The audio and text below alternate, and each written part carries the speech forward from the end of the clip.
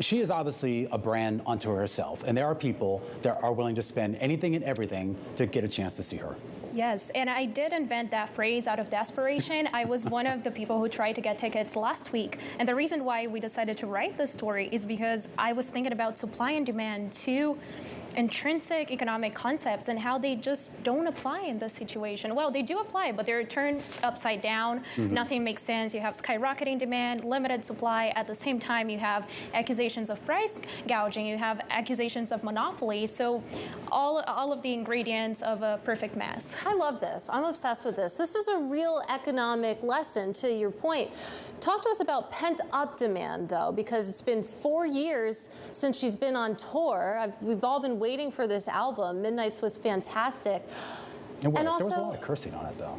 I mean, good for her. She's an adult woman. She can do whatever she wants. But talk a little bit about that pent-up demand. Exactly. And that's, as you said, that's what you're seeing here. You're seeing people who haven't had a chance to see their favorite artist for 2 years. In the case of Taylor Swift, it's going to be 5 years by the time she hits the stage next year. So you have a lot of people who maybe they've been saving throughout the pandemic to see their favorite artist play live, but maybe they're just thinking they don't have any savings.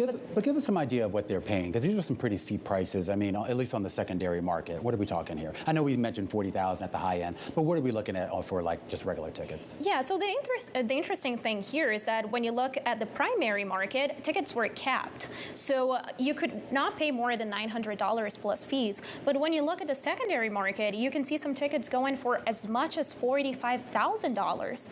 I don't know if anyone's going to pay for it, but the price is there. Yeah. I mean, that's fine. It's an arm and a leg. But let's talk about the resellers, where those venues where it is going for $45,000. It's not necessarily a slam dunk. I mean, there's taxes involved here, surely, right? Oh, yes, for sure. There's a lot of things involved. You have taxes, but you also have the fact that demand at this point is almost inelastic, right? And I think that's the biggest premium that you're seeing here. It's the fact that these people, and we were talking about pent-up demand, they're willing to pay this much. They're willing to go hard on that. I am curious. I mean, obviously we know Taylor Swift is kind of a brand that is sort of at that upper echelon. There's only probably a couple other artists out there like her that could probably demand Ariana this. Grande. Well, I was going to say Beyonce and you know, so the Ariana Grande.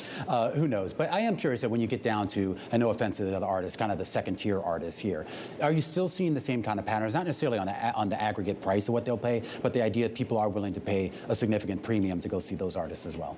I was talking to economists exactly about it, and they were telling me that's not the case. When you're a superstar, you can do anything you want. You can generate the sense of scarcity that ends up increasing demand, right? Yeah. But you did see some similar examples in the U.S. You saw a similar example with Bruce Springsteen earlier this year. Tickets going for $10,000. Yeah.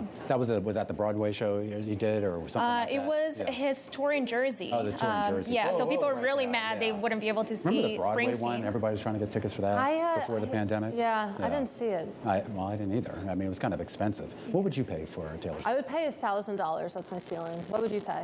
Not $1,000. But it gets to the other issue here too, which is really just the idea that you can still see these people in other venues. You may not see them live, but I'm sure there's going to be a concert video. I'm perfectly happy waiting for that concert video and watching it for free on Netflix. I don't know, but you think about her fan base. It's a lot of millennials who maybe have some wealth by now, who maybe want an experience with their friends from high school. Maybe that's what I want. But in any case, Augusta Saraiva, this was a fantastic story. Thank you so much.